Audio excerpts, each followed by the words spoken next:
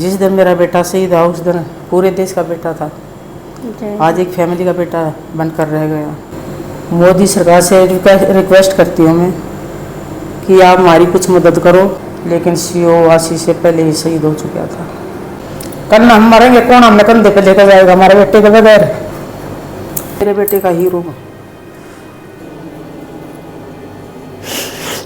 वो एक लाश बन के बेड पर लेटे रहते हैं, किसी से बात नहीं करते।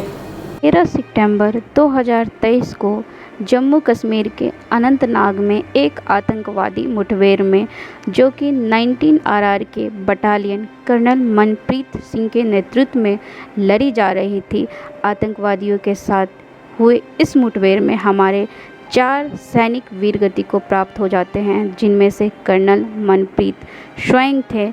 उनमें से उनके कंपनी कमांडर मेजर आशीष भी वीरगति को प्राप्त कर जाते हैं। और आज मैं मेजर आशीष जी के घर पे आई हुई हूँ, और अभी हमारे साथ जो बैठी हुई हैं वो मेजर आशीष जी की वीर माता कमला आंटी बैठी हुई हैं।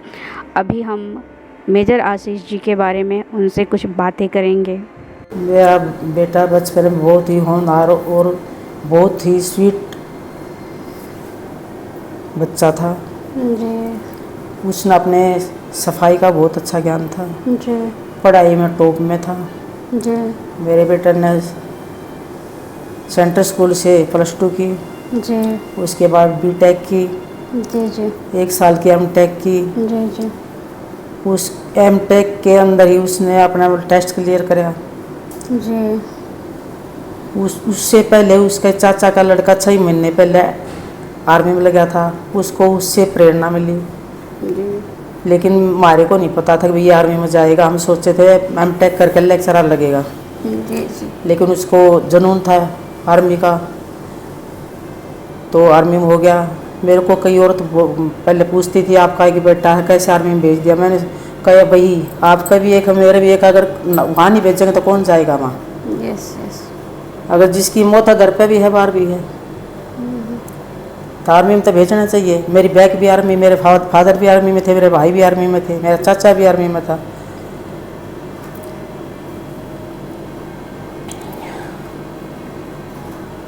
जिस दिन मेरा बेटा शहीद हुआ उस दिन पूरे देश का बेटा था, आज एक फैमिली का बेटा बनकर रह गया। 10 महीनों का 11वां महीना लग गया। मेरे बेटे की अस्थि एक पेड़ पर टंगी हुई है, जो कि सरकार ने अब तक कुछ नहीं किया। आंधी बारिश आती है, हमारा दिल धड़कता है, कभी पेड़ टूट ना कहीं नीचे न गिर जा। बरवाला से उन्होंने B.Tech की है, वहीं से M.Tech कर रहे थे। 1 साल की M.Tech हुई थी, उसी के बीच में इनकी सिलेक्शन होगी। मेरे बेटे का वेट ज़्यादा था, 15 दिन में उसने वेट अपना पूरा कर लिया। इतना कम कर दिया उसने कि उसका सिलेक्शन हो गया जी जी। लेकिन आज तक आर्मी ने हमारे से कभी भी फ़ोन करके या हमारे पास आके किसी ने ये नहीं पूछा आप कैसे हो। कभी भी एक कॉल आर्मी की तरफ से हमारे पास नहीं आई। सबको पता है कि इसके फादर ज़्यादा डिस्टर्ब है, 3 डॉक्टर का इलाज चला हुआ है। मैं भी घुटनों से दुखी हूँ। ना हमारा मेडिकल बना हुआ है, ना हमारी पेंशन है, ना हमारा कैंटीन का कार्ड बना हुआ है, तो माँ बाप कहाँ जाएं? तो आर्मी को ये तो सोचना चाहिए वही वो भी माँ बाप का बेटा था, उसके माँ बाप की सुध बुध लें, कैसे हैं, क्या उनके पास है, भूखे हैं, बीमार हैं, कोई हमारे को पूछने नहीं आया आज तक भी। किसी ने भी एक कॉल करके हमारे से नहीं पूछा। लेकिन मैंने कहीं से आर्मी का फ़ोन नंबर लिया, कहीं से मैंने फ़ोन किया, कहने लगे देखते आपको किस चीज़ की ज़रूरत है। आज तक हमारा कुछ नहीं किया उन्होंने। 10 महीनों को 11 महीनों होने को हों, कोई नहीं पूछने के लिए आया हमारे को। एक ही बेटा था, ऐसा भी नहीं को हमने पीछे को संभालने वाला है, कोई नहीं हमारे।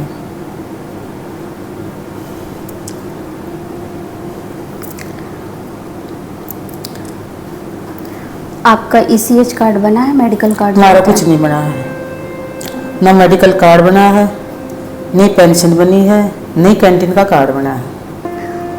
आपकी अभी क्या समस्याएं हैं, मतलब स्वास्थ्य संबंधी? हमारी आशीष के पापा 3 डॉक्टरों का इलाज चला गया है। मैं घुटनों से दुखी हूँ। डॉक्टर ने कई साल पहले बोल दिया था ऑपरेशन, लेकिन किसी कारणवश नहीं हो सका। तो आज मतलब हम उसी हाल में बैठे हैं। बेटा जाने के बाद जब जो हमारा बेटे का फर्ज था, बेटा तो देश के लिए शहीद हो गया, तो हमारा कम से कम आर्मी ने, सरकार ने कुछ तो सोचनी चाहिए। ये उनका एक ही बेटा था, उनको उनकी देखभाल कौन करेगा। कम से कम हमारा मेडिकल, पेंशन, कैंटीन का कार्ड, कम से कम ये तो हमारा होना चाहिए। हम अपना खर्चा निकाल सके। कहाँ से खर्चा चलाएंगे हम? जो पैसा था वो बेटे की पढ़ाई पर लगा दिया हमने, मकान बना लिया हमने, बेटे का लोन था वो भर दिया हमने। हमारे पास तो कुछ नहीं है। न हमारे दादा लाई खेत की ज़मीन है, अभी उसको ठेके पे दे के या बो के कुछ खा लेंगे। हमारे दादा लाई कोई भी ज़मीन, खेत की ज़मीन नहीं है।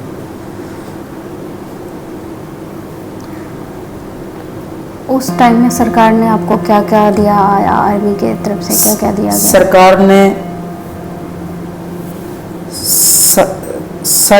50 लाख के उसमें 7.5 लाख मेरे को दिए थे, 7.5 लाख आशीष के पापा को दिए थे, बाकी के ज्योति को और मामी को दिए थे। जी। तो अभी आपकी पारिवारिक स्थिति क्या है? बड़ी नाजुक पारिवारिक स्थिति है। 3 मेरी बेटी हैं, जो हमारी रीति रिवाज से बहनों को भाई भात बरतता है। शादी होती है जब बहनों के बच्चों का, वो मेरा आज तक शुरू नहीं हुआ है। मार्च में आए थे, 4 अप्रैल में चले गए थे। अच्छा।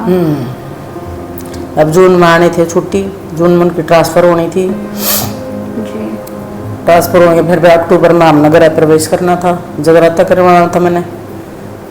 जी। लेकिन उससे पहले ही छोड़ के चला गया।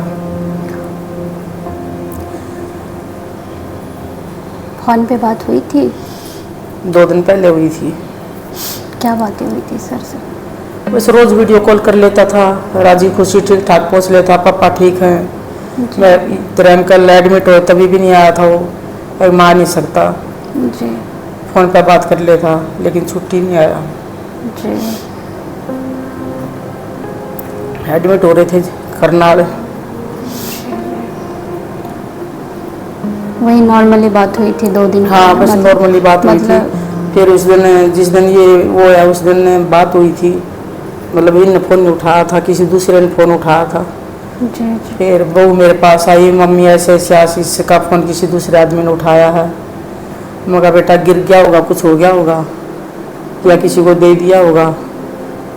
फिर वो बोली नहीं इसी होगी, वाइफ से भी मेरी बात हुई है, वो बोली मेरे को इस बारे में कुछ नहीं पता। फिर मैंने फ़ोन मिलवा दोबारा सीओ की वाइफ से मैंने बात की। वो बोली आंटी मैंने इसके बारे में कुछ भी नहीं मालूम, अगर कुछ मालूम होगा तो मैं आपको पक्का बताऊंगी। लेकिन सीओ आशीष से पहले ही शहीद हो चुका था।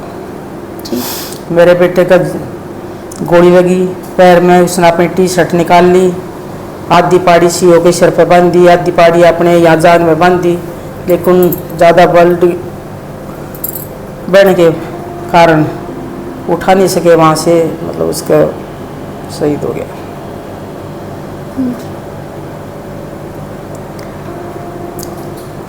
वो जब छुट्टियों में आते थे तो कैसे आप लोगों के साथ? बहुत हंसी मजाक करता था, कुच्ची बरता था, ऐसे बाज कर कुच्ची बरता था। मेरे घुटना अगर जाता था छुट्टी काट को, मेरे को नीचे नहीं उतरने देता, नहीं ऊपर से देखो पैरों में दर्द है, नीचे नहीं आना आपने, हमारे को नीचे नहीं आने देता था बिल्कुल भी। हाँ, ऊपर खड़े हो जाओ, बालकोनी खड़े हो जाओ, वहीं से मतलब नीचे नहीं उतरने देता था। कई बार होटलों पे खाना खाने के लिए ले जाता था। बार भी पीछे कह रहा था कि आपकी बार छुट्टी आऊँगा तो आपकी जहाज की टिकट करवाऊँगा, दोनों घूमने जाइए। कभी मतलब मजाक कर रहा था कि आशीष तेरे पापा तो जहाज में बैठे हुए, मैं तो आज तक नहीं बैठा। तो अब की बार कह रहा था वो, काफ़ी टाइम पहले कहा था तो मैंने, लेकिन अब कह रहा था एक दिन आऊँगा, दोनों की टिकट कराऊंगा, आप दोनों जाइए। माँ बेटा इस उम्र में हम कहाँ जाइए कि नहीं, दोनों कराऊँ, दोनों जाइए। आता था कपड़ा के जूता क्या आकर देख लेता, अभी क्या नहीं इनके पास, हर एक चीज़ का ख्याल रखता था। आता था डॉक्टर का आँख चेक करा के जाता था, टेस्ट करवा के जाता था, सारे खुद काम करता था हमारे। अभी पीछा जब भी आँख चेक करवा के लिया दोनों आँख हमारे डॉक्टर के, हम बोले भाई ठीक है कि नहीं चलो चेक करवा का होगा, दोनों ने ले गया गाड़ी में।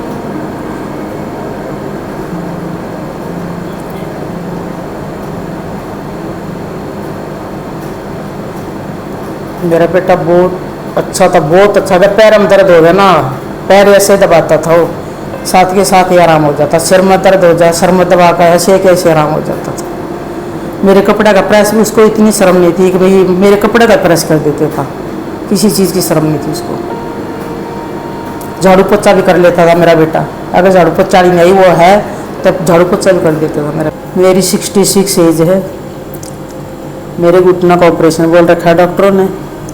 मेरा एक ही बेटा था। मोदी सरकार से रिक्वेस्ट करती हूँ मैं कि आप हमारी कुछ मदद करो। हमारा कमाने का साधन कुछ नहीं है, ना हम कुछ करने के लायक हैं। ये जितनी होगी है वह डिप्रेशन में गए हुए हैं, किडनी की दवाई इनकी चल रही है।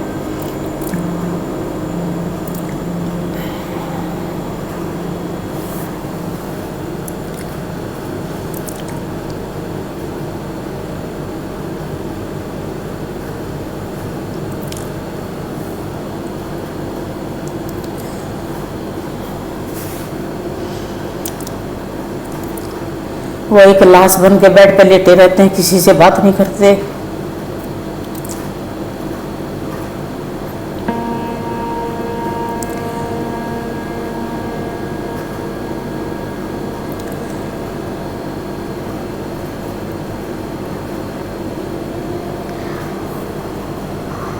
शादीशुदा सैनिक की शहादत जो होती है तो उनके माता पिता को सर्वाइवल के लिए कुछ भी नहीं दिया जाता है। मतलब डेली रूटीन का भी खर्च होता है, रोज़ अब इंसान खाने पे जीता है। और ऐसे बहुत सारे केसेस हैं जो माता पिता का कोई ख्याल नहीं रखा जाता है, कोई मानसिक ये नहीं दिया जाता है। तो आंटी का भी वैसे ही केस है कि आंटी का घुटने का ऑपरेशन करवाना है। आंटी का कुछ ECH कार्ड, मेडिकल कार्ड होता है, वो भी नहीं बना है। अंकल जी डिप्रेशन में चले गए हैं, उनको 3 डॉक्टर से दवाइयाँ चल रही हैं। इन्हें तो उन्होंने यही दिया और कुछ नहीं कहा। ये 7.5 लाख रुपये दिए हैं बस। मैंने अपने बेटे की किस्त भर दी हो, उसने लोन लिया हुआ था 43,30,000 रुपये मैंने लोन भर दिया। और अपने घर पर मिस्त्री लगे थे, सारा पैसा कुछ उस पर लग गया जी। अब पानी की शॉर्टेज होगी, अब मन ट्यूबवेल भी लगवाना पड़ेगा जी। तो ये मकान जो है, वैसे ये मकान है जो आधा मैंने अपने बेटे का नाम करवा दिया था, आधा मेरा नाम है। ये मेरा एक ही बेटा था, मैंने भी सोचना था भी आगे पता नहीं किसका क्या, मतलब पहले ही तो इसको मतलब आधे में मैंने अपना बेटा आधे में रजिस्ट्री आधे के उसकी करवा दी, आधे मैंने अपनी करवा ली जी। ये वही मकान है जिसमें मेजर आशीष जी 23 अक्टूबर को घरवास करने वाले थे अपने परिवार के साथ, पर उससे दुर्भाग्यवश उससे पहले उनकी शहादत हो गई। देश की रक्षा करते हुए वीर गति को प्राप्त कर गए और उनके पार्थिव शरीर को वो अंतिम बार इसी घर में लाया गया था, जस्ट हमारे बगल वाले रूम है। और ये जो है ये मेरे बेटे का ही रूम है, लेकिन आया था उसी में लोग। जी जी, ये कमरा इन्हीं का है जो स्पेशली इन्होंने अपने बेटे बहू के लिए बनाया था। मेरा एक ही बेटा था, मैंने देश को सौंप दिया था। मैंने ये नहीं सोचा था अभी मेरा एक बेटा मैं अपने को नहीं भेजूँ। सभी मेरे को पूछते थे आपका एक बेटा आपने कैसे आर्मी भेज दिया। मैंने उनको यही जवाब दिया भी मेरा भी एक है, दूसरे का भी एक है, तीसरे का भी। वहाँ जाएगा कौन,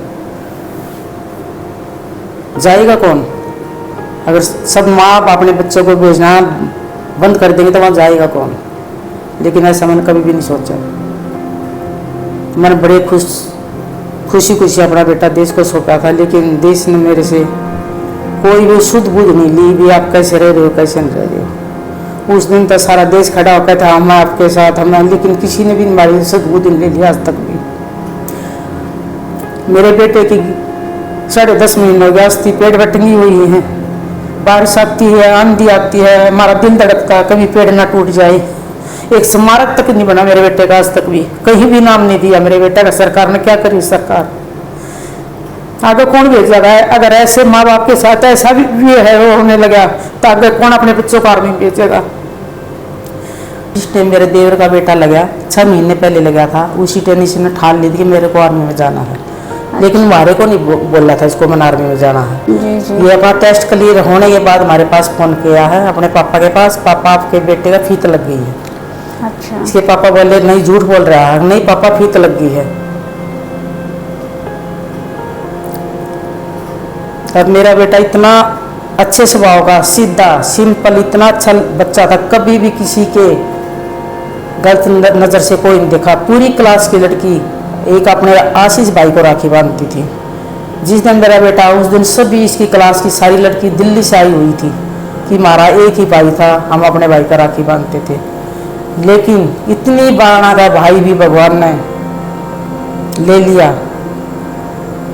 उनकी दुआ भी काम नहीं करी। लेकिन फिर भी सरकार को इतना नहीं होता कि कम से कम उनका कोई तो मदद करे, माँ बाप की, हम कोई तो उसकी फैमिली की मदद।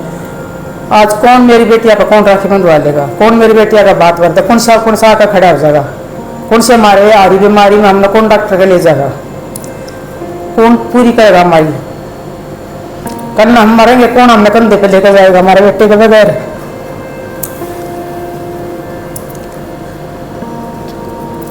आर्मी आ जाएगी या सरकार आ जाएगी?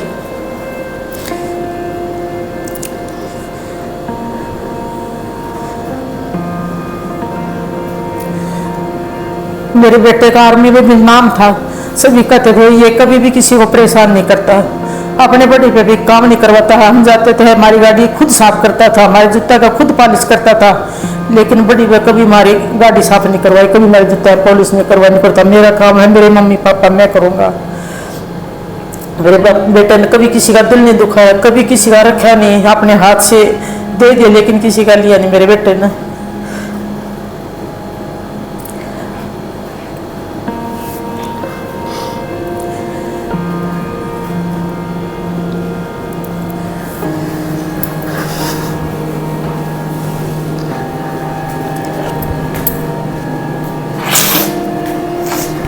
तो जान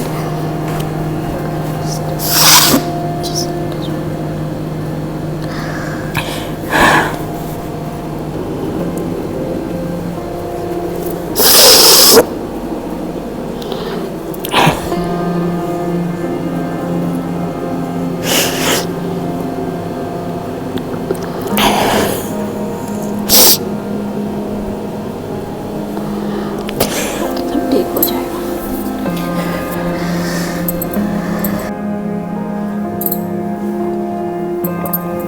शादीशुदा सैनिक की जब शहादत होती है तो उनके माता पिता को सर्वाइवल के लिए भारतीय सेना या भारतीय सरकार की तरफ से कुछ भी मंथली आय नहीं दिया जाता है। तो इस पे मैं आपकी राय जानना चाहती हूँ कि आपके क्या विचार हैं। तो अपना विचार आप कमेंट्स बॉक्स में एक बार ज़रूर लिखें।